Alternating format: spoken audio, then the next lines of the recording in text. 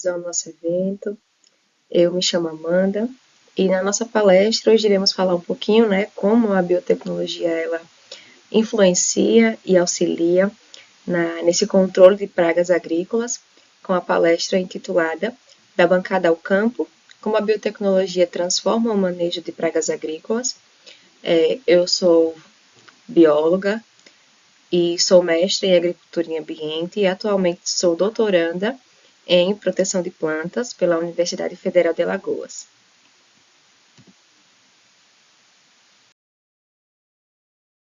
Inicialmente, nós temos que perceber ou entender como funciona esse elo, né? Então, a planta, ela expressa proteínas, ela expressa voláteis, compostos, que vão alertá-la sobre um possível ataque de pragas. Então, esse ataque ele acontece, seja ele por fitófagos, ou por insetos mastigadores, ou nematóides. E aí, sinais internos e externos, eles são emitidos pela planta.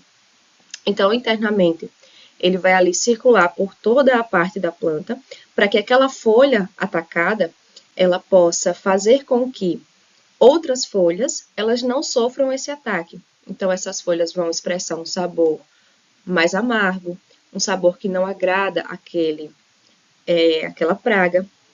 E como modo externo, elas irão emitir voláteis que alertarão tanto as plantas vizinhas, quanto será um chamado para que ou insetos predadores daquela praga se aproximem, parasitoides. Então, elas emitem essas reações para que a proteção dessa cultura, dessa planta, ela seja feita.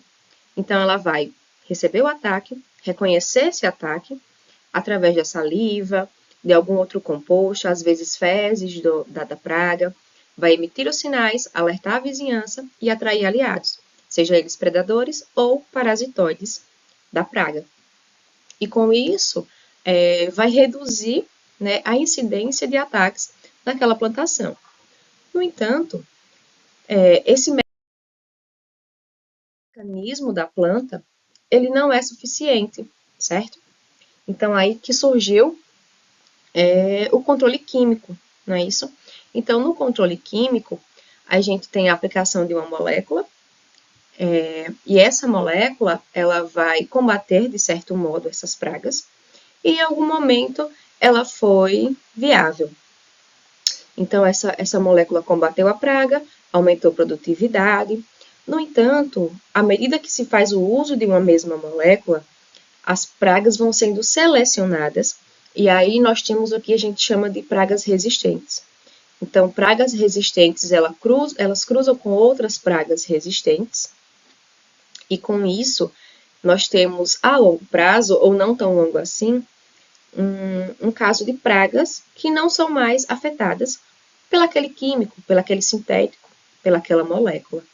E aí é necessário um aumento da dosagem ou uma frequência maior de aplicações. E com isso, resíduos dessas moléculas químicas, dessas moléculas sintéticas, elas são encontradas na nossa alimentação.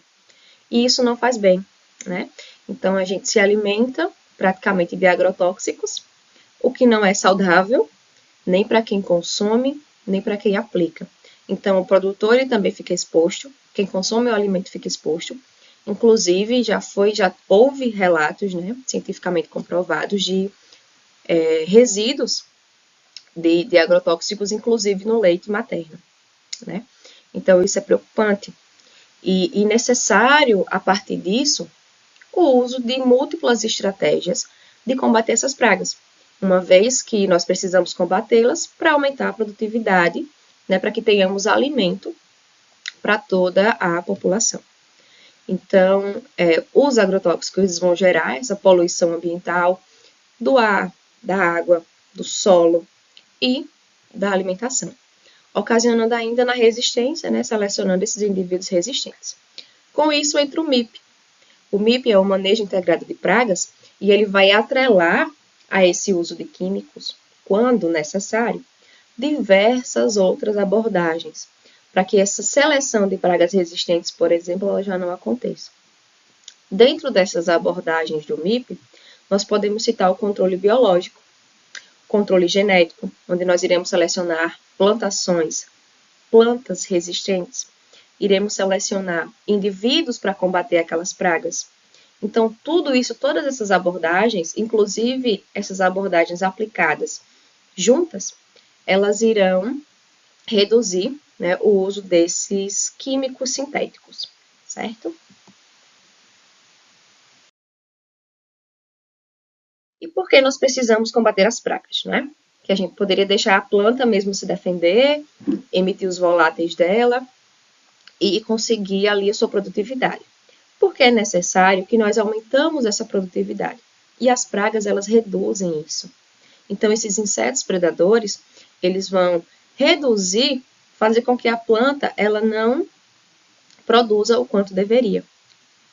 Então, aqui eu trouxe uma matéria do site Notícias Agrícolas, bem recente, desse mês, novembro de 2025, onde ele diz que sugadores no campo, pragas ameaçam a produtividade das lavouras brasileiras.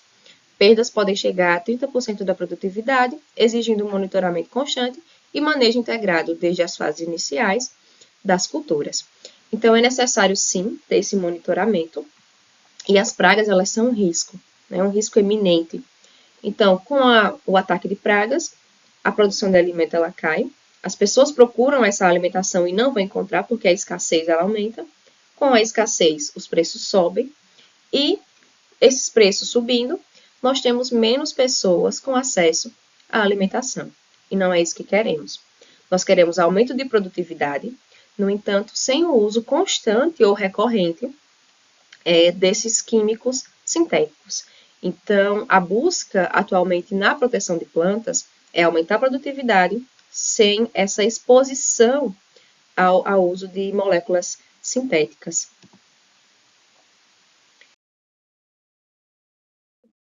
Nós precisamos entender como essa regulação gênica ela funciona. Como que o genótipo da planta ele vai influenciar nessa resistência e para que a gente possa entender os passos que venham a seguir durante a nossa palestra, precisamos voltar lá na biologia molecular e entender processos básicos, né, de replicação do DNA, transcrição e tradução. Primordialmente a transcrição, que é a parte que a gente vai transcrever o DNA em moléculas de RNA, e essas moléculas serão traduzidas em proteínas, que vai ter função e se desenvolver ali no organismo. Então, a regulação gênica ela pode acontecer de duas formas, certo? Ela pode acontecer essa regulação gênica pré-transcricional, que ainda ela acontece no DNA, na molécula do DNA, no cromossomo, ou pós-transcricionais, que aí já vai ser as modificações no nosso RNA, na nossa molécula transportadora ali de informações. Essa regulação ela acontece pré-transcricional ainda na cromatina, onde nós conseguimos lembrar que a cromatina ela é o nosso DNA enovelado em proteínas histonas. Então, se essa cromatina ela está compactada nessas histonas, a RNA polimerase ela não consegue transcrever esse gene.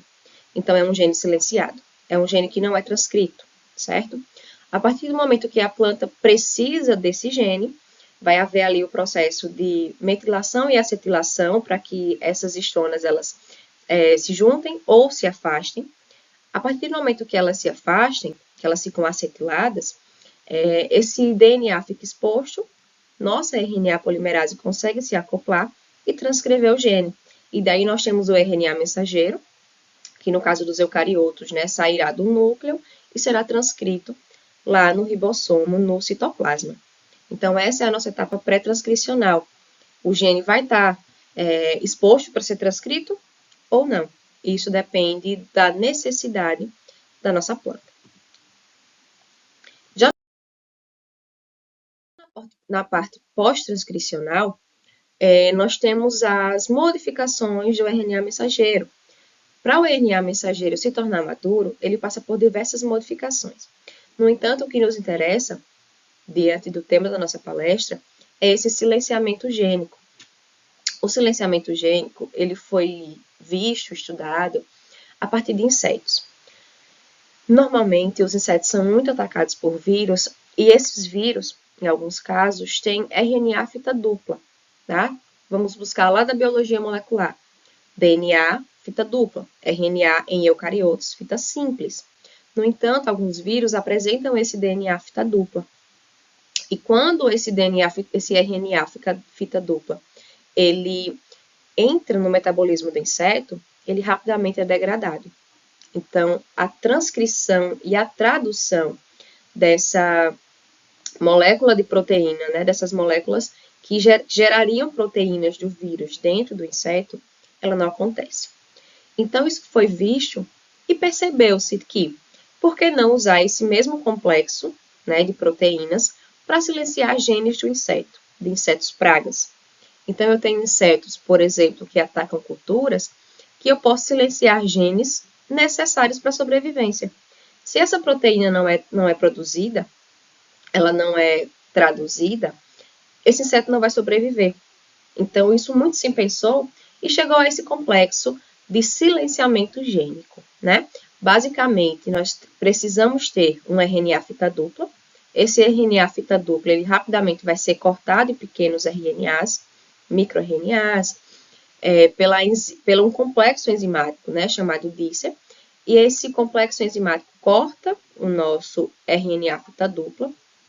E uma dessas, esse RNA fita dupla, ele vai seguir para o complexo RISC, que é o complexo de silenciamento. Ele vai abrir, então o que antes eu tinha fita dupla, eu vou ter fita única. E essa fita única, ela vai guiar o nosso complexo de silenciamento para encontrar o gene de interesse. Quando ele encontra esse gene de interesse, por pareamento de bases, o complexo RISC, ele quebra esse RNA mensageiro e aí impede que esse RNA seja traduzido, que essa proteína ela venha a ser formada. Então, eu silencio esse gene. Por mais que o inseto esteja, um exemplo, esteja produzindo, transcrevendo RNAs para acontecer uma equidíase, a troca ali, né, do seu exoesqueleto. Se eu consigo isolar, encontrar e produzir um RNA fita dupla para esse gene de troca de exoesqueleto, eu consigo fazer com que esse inseto ele tenha esse RNA fita dupla no seu organismo. A partir do momento que esse RNA ele está no complexo RISC, quando ele encontra, por pareamento de bases, esse RNA mensageiro que foi transcrito no inseto, ele vai se ligar e vai ser rapidamente degradado. Então, com isso, o inseto não vai conseguir, né, conduzir a sua troca de exoesqueleto, a sua equidíase. Sem isso, ele não consegue crescer, então a sua taxa de sobrevivência ali, ela é mínima. E a de reprodução, então, ela nem vai acontecer. Reduzindo população de praga, aquele inseto não se torna mais praga, a minha cultura pode crescer tranquilamente. E com isso, a gente chega, tudo bem, eu consigo produzir o meu RNA fita dupla, mas como que eu faço para esse RNA chegar até o meu inseto, né? Então, eu produzo ele, basicamente, isolando. Então, aqui eu já vou ter encontrado, continuando no nosso exemplo, eu já vou saber qual o gene que é responsável pela equidíase do inseto. Eu encontrei esse gene, eu vou colocar ali um plasmídio, certo? Esse plasmídio pode ser o plasmídio de bactérias, o meu vetor, né? Plasmídio de bactérias, pode ser um bacteriófago, tem vários vetores. Nesse caso, vou utilizar do plasmídio. Eu vou recombinar, percebam que eu tenho o meu vetor agora junto com o meu gene de interesse e eu vou replicá-lo, certo? Eu vou replicar esse gene de interesse e a partir do momento que eu tenho uma certa quantidade, né, eu posso purificá-lo e vou aplicá-lo na planta. Como é que isso acontece? Eu posso fazer com que a minha planta ela já expresse esse RNA dupla fita, certo? Por meio da transgenia, mas eu posso pegar uma planta que não é transgênica e posso borrifar. Imagine que o meu inseto, eu quero silenciar um gene, ele é um inseto mastigador. Ele vai se alimentar das folhas da minha cultura. Eu borrifo essa solução contendo esse RNA fita dupla. A partir do momento que o inseto se alimenta daquelas folhas, ele já vai ingerir todo esse complexo, né, todo esse RNA fita dupla, e vai ativar todo o seu complexo de silenciamento gênico. Eu posso também realizar uma rega, né, da solução ali nas raízes da planta. Então, eu vou regar essa planta e aí ela vai absorver esse RNA fita dupla, né, ali pelo seu processo de absorção de água e nutrientes, pelo xilema. Ou ainda, imagina que eu tenho um inseto que a praga ela é sugadora. Se eu borrifo esse RNA fita dupla nas folhas, digamos que não tem tanto efeito, porque o inseto ele se alimenta da seiva. Então, eu posso injetar essa solução diretamente no floema da minha cultura, certo? E aí, são testes ainda em laboratório, mas também já tem alguns testes em campo quanto a esses modos de aplicação, certo? E quais os desafios disso? Do mesmo modo que, quando o nosso complexo RISC ele chega ao seu RNA-alvo e o degrada, por ser um RNA fita dupla, o nosso RNA fita dupla, primeiramente colocado, também é um RNA fita dupla.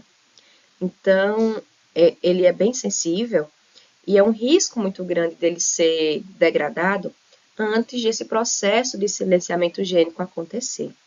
Então, esse ainda é um dos desafios para o uso desse método de controle de pragas, justamente pela sensibilidade do RNA. Okay?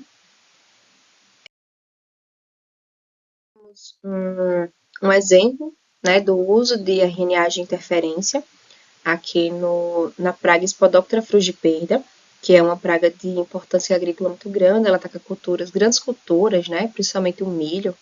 Ela é conhecida como lagarta do cartucho do milho e é uma praga de controle muito complicado, muito complexo. Então, o RNA de interferência, ou RNAi, ele já foi feito, né, e estudado para silenciar genes de digestão. E aí reduziu drasticamente a sobrevivência das larvas. Por quê? Quando a larva se alimenta, ela não consegue absorver seus nutrientes necessários, porque as proteínas necessárias para isso não estão sendo traduzidas, não estão sendo produzidas, ela não consegue sobreviver. Então, esse silenciamento gênico, ele tem que almejar genes que são de importância para o inseto. Então, são genes importantes para a sobrevivência desse inseto. Se esse gene ele é transcrito, mas ele não é traduzido, essa proteína não é formada, a chance de sobrevivência do inseto, ela cai drasticamente.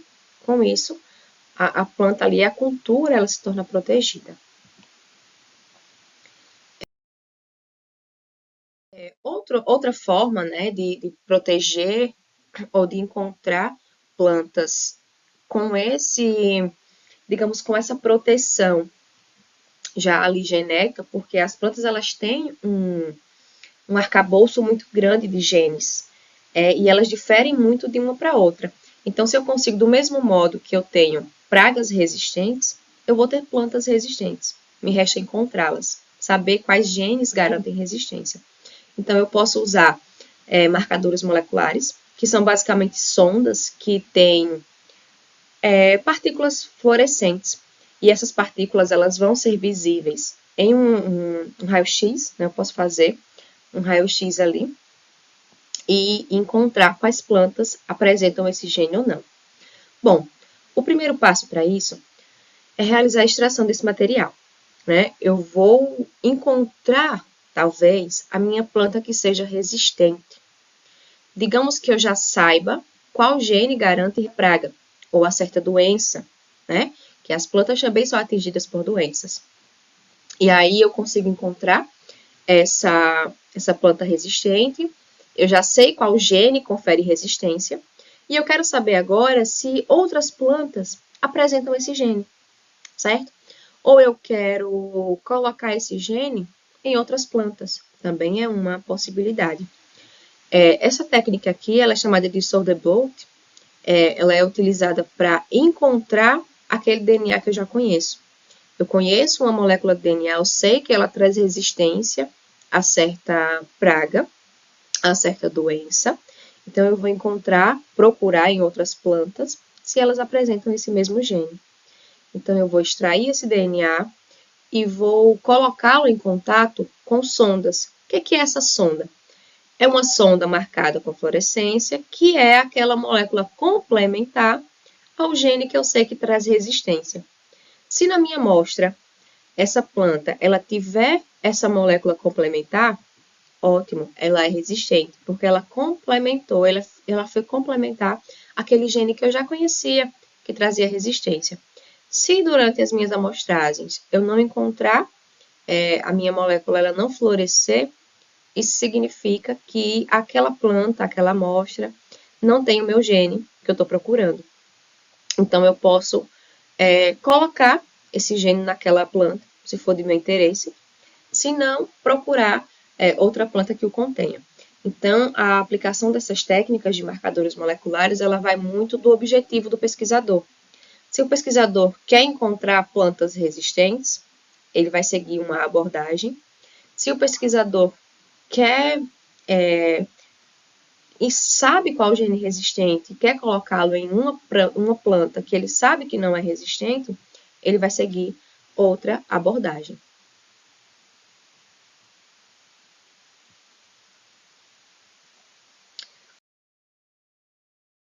E nós chegamos na parte de edição gênica, certo?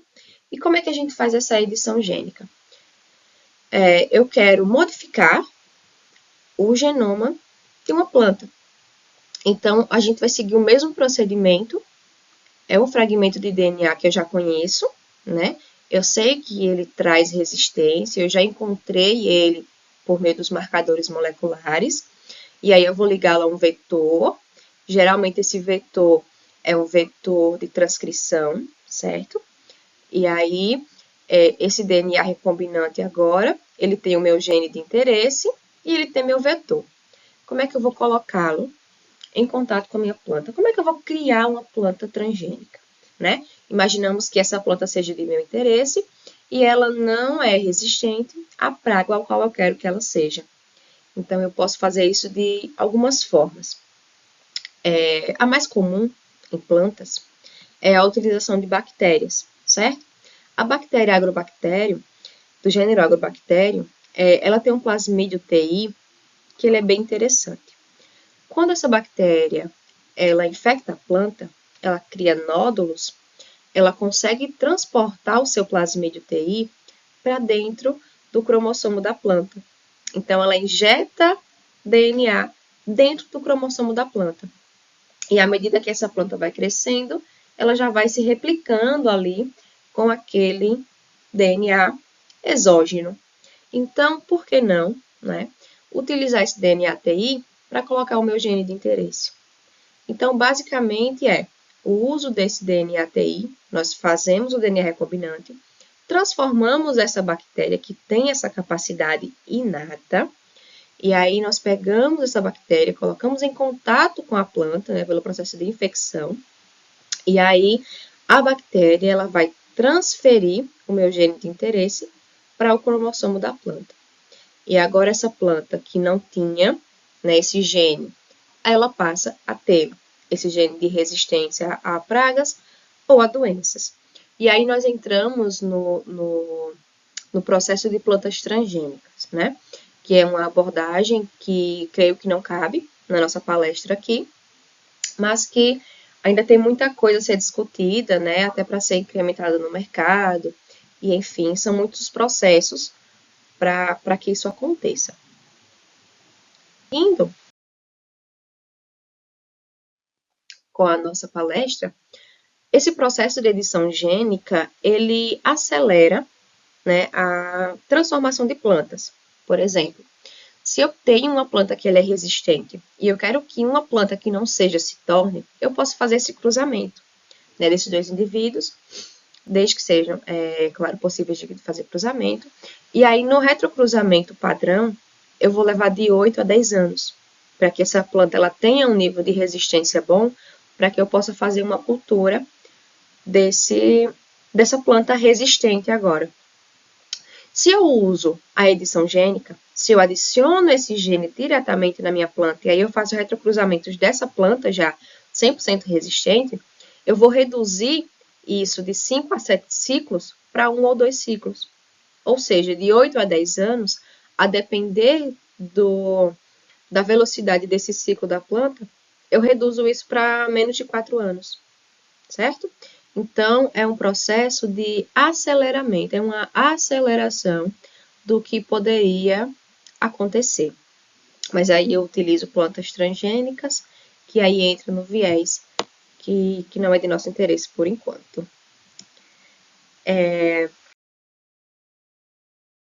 Aí seguiremos para a etapa muito importante da biotecnologia, que é o uso dos semioquímicos. Não sei se se recordam, no início da nossa palestra, eu falei que as plantas emitiam alguns voláteis, certo? Algumas reações à medida que elas fossem atacadas, não é? Então, basicamente, a biotecnologia vai, juntamente com a biologia molecular, é óbvio, identificar qual gene que é responsável pela emissão desses voláteis, por exemplo, de repelência. Se uma planta está sendo atacada, ela começa a emitir voláteis para repelir aquela praga. Qual o gene que é responsável por essa repelência? E se eu usar esse gene de repelência, cloná-lo, colocar em um vetor de expressão e colocar agora na minha planta? E ela vai super expressar esse gene de repelência, essa praga não vai nem conseguir chegar perto dela, certo? Então, esse é um viés. Usar essa emissão de voláteis, que eles são utilizados, né, para atrair ou repelir indivíduos de mesma espécie ou espécies diferentes. Então, eu produzo plantas super expressantes desse gene, e aí eu impeço até a aproximação dessas pragas ali na minha cultura. Mas, mais uma vez, estamos falando de plantas transgênicas, certo? Podemos também utilizar os feromônios para impedir que o inseto se reproduza. Uma vez que o inseto ele se torna praga, à medida que ele começa a causar danos econômicos na minha cultura, certo?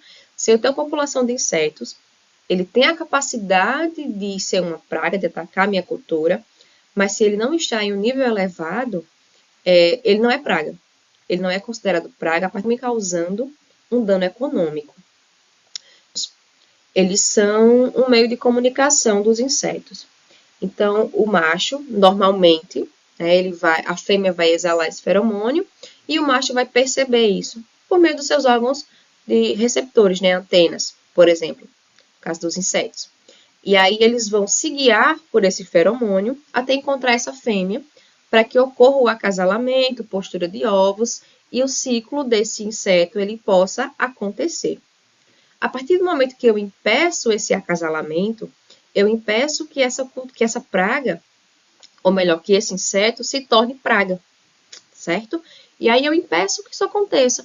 E como é que eu posso fazer isso? Primeiro ponto, eu preciso identificar esse feromônio, tá? E sintetizar a molécula. Então, eu posso utilizar vários meios para isso.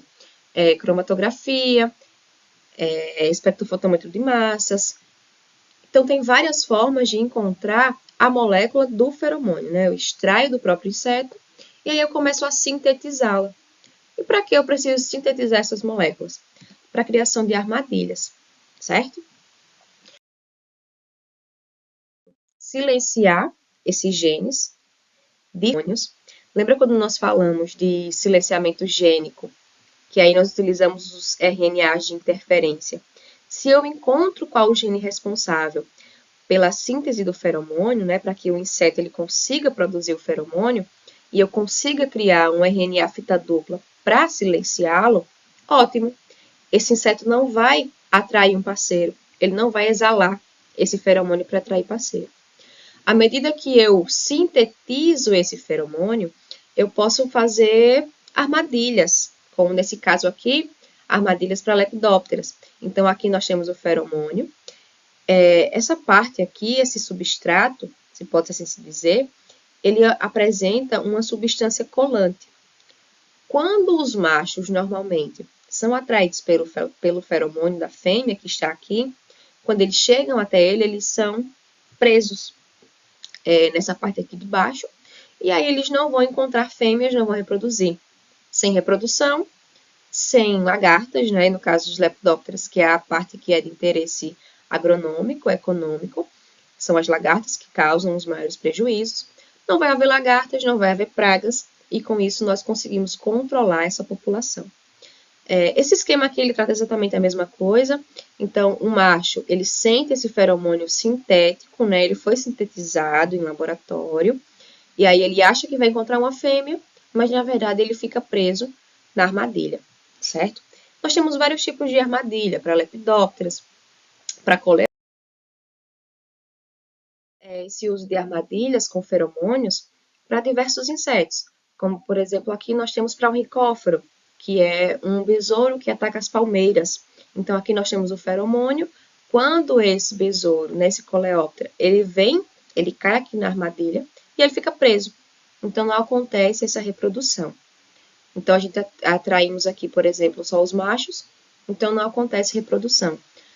Além do feromônio, a gente pode utilizar também substâncias atrativas, né? Isso aqui o próprio agricultor, ele pode produzir na sua colheita, né? Na sua cultura, ele pode construir essas armadilhas.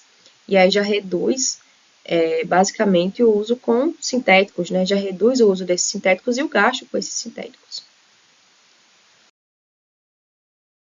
De pragas, utilizando a biotecnologia, são os bioinsumos, que se caracterizam pelo uso de organismos vivos para controlar outros organismos. Nesse caso, os organismos praga.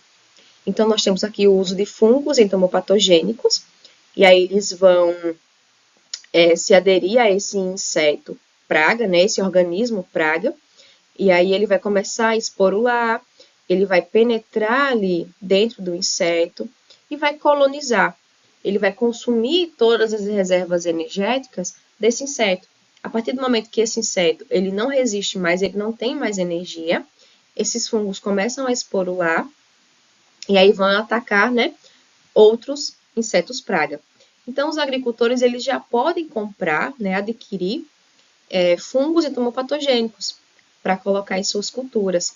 E eles não precisam colocar em toda a cultura. Eles colocam em pequenas localidades, que a gente chama de boleiras, né, onde está ali a maior quantidade de pragas, e eles vão se espalhando.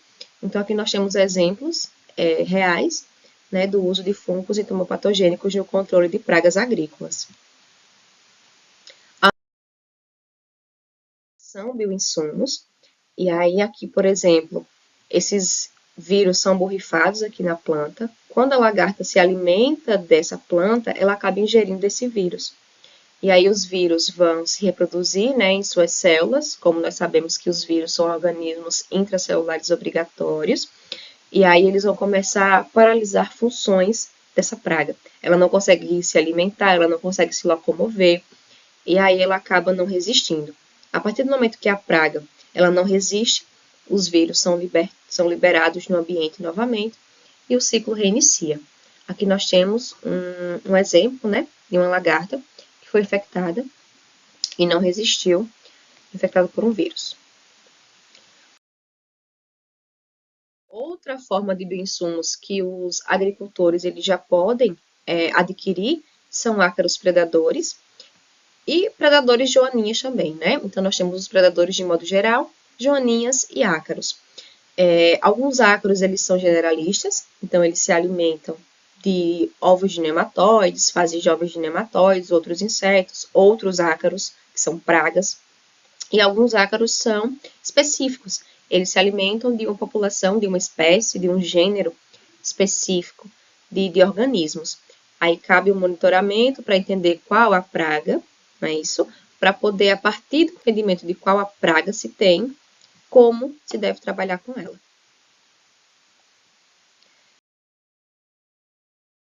Podemos utilizar também inseticidas botânicos, tá? E aí pode ser feito plantio, por exemplo, de plantas repelentes em sua cultura. Se uma praga está acometendo a sua cultura e ela é repelida, né, por uma planta ali de inseticida, você pode fazer o plantio dessa planta, se ela emitir voláteis de repelência, é claro, por isso que é interessante se conhecer a praga e o que usar, ou pode-se fazer extratos para ser aplicado diretamente na cultura. Nesse caso, eu trouxe o NIM, né, a planta NIM, apenas um exemplo, já que é uma planta muito utilizada como inseticida, mas tem diversas outras plantas que têm essa função bioinseticida também, que pode ser utilizada. Como eu trouxe o exemplo do NIM, pode ser feito o extrato aqui das folhas e borrifado diretamente nas plantas. Isso pode ser feito pelos próprios agricultores. O óleo de NIM, ele também é feito triturando tanto as folhas, mas é mais as sementes que é feito esse óleo de NIM. E ele é aplicado diretamente na cultura também e é muito utilizado para pragas de grãos armazenados. E a torta de NIM, que é o resíduo do óleo. Quando se tritura as sementes para fazer o óleo, sobra esse resíduo aqui. E aí os agricultores eles utilizam para controle de nematóides, que também são pragas.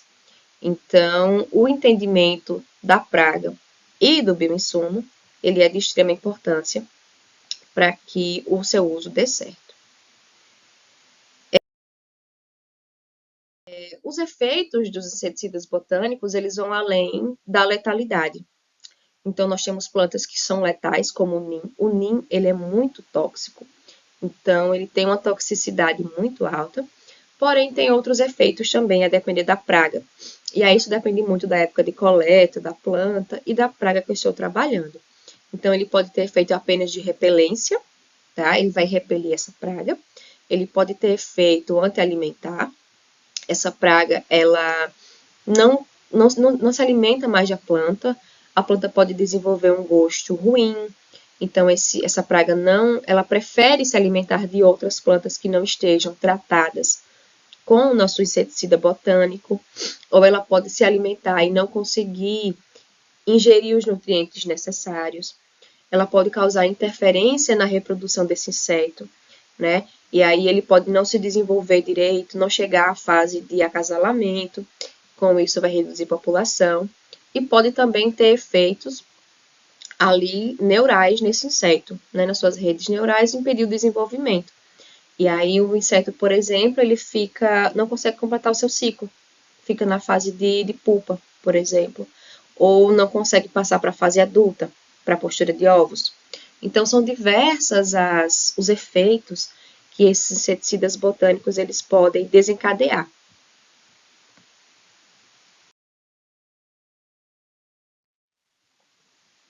E o que é necessário para o desenvolvimento desses bioinsumos, né?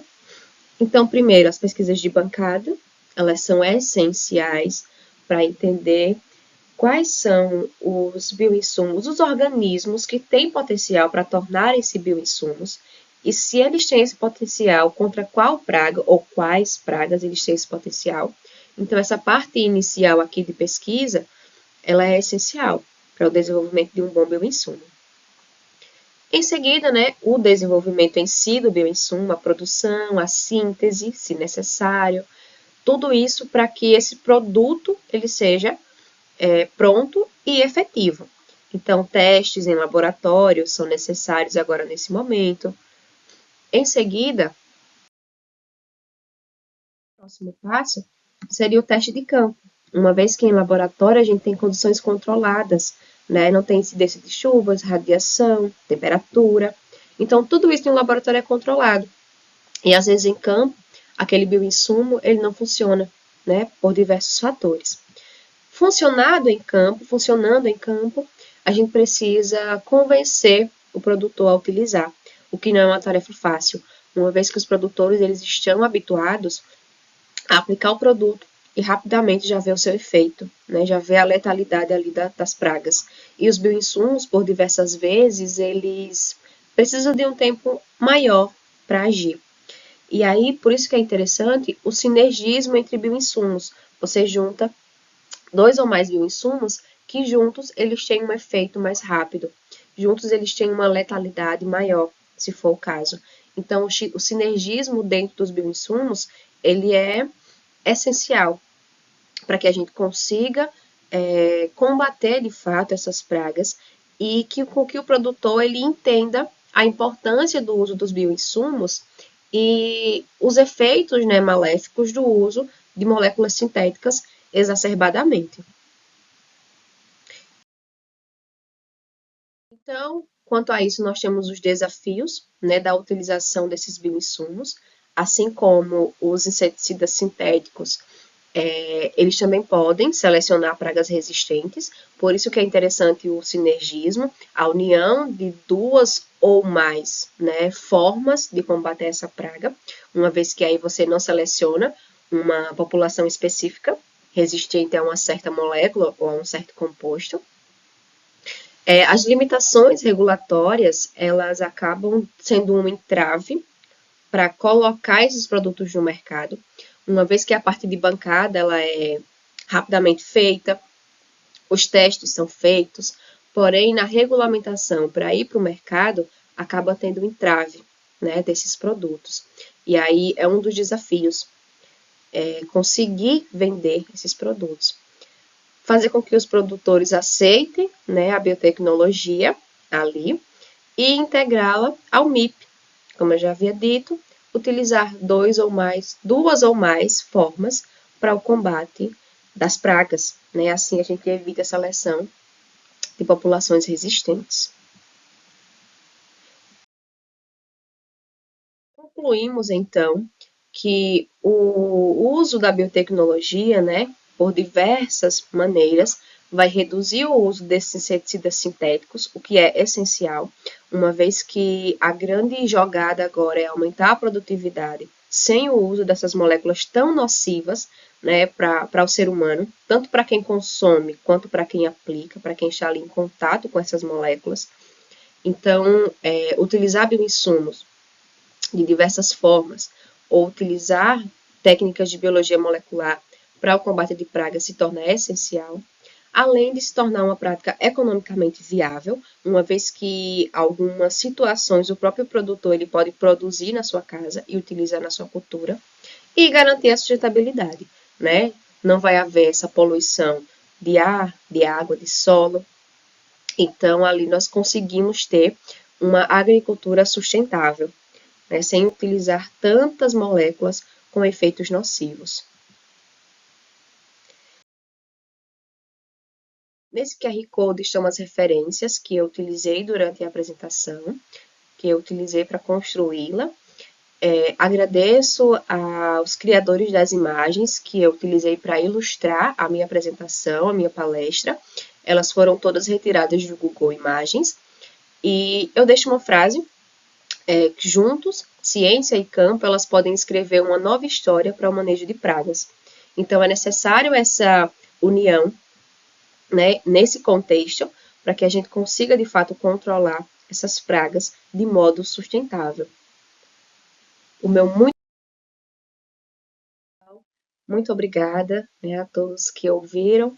Espero que eu tenha conseguido passar um pouquinho da proposta, né, para a qual fui convidada. E aqui está meu e-mail. Então, fiquem à vontade para encaminhar eventuais dúvidas. Caso não consigam ter acesso aos artigos que eu utilizei, também posso encaminhar para o e-mail de vocês. Então, podem mandar e-mail, que assim que tiver um tempinho eu respondo todos, certo? Agradeço ao pessoal da organização do evento pelo convite e espero que vocês aproveitem bastante, né, o evento e aprendam bastante coisa, certo? Tchau, tchau. Bom evento a todos.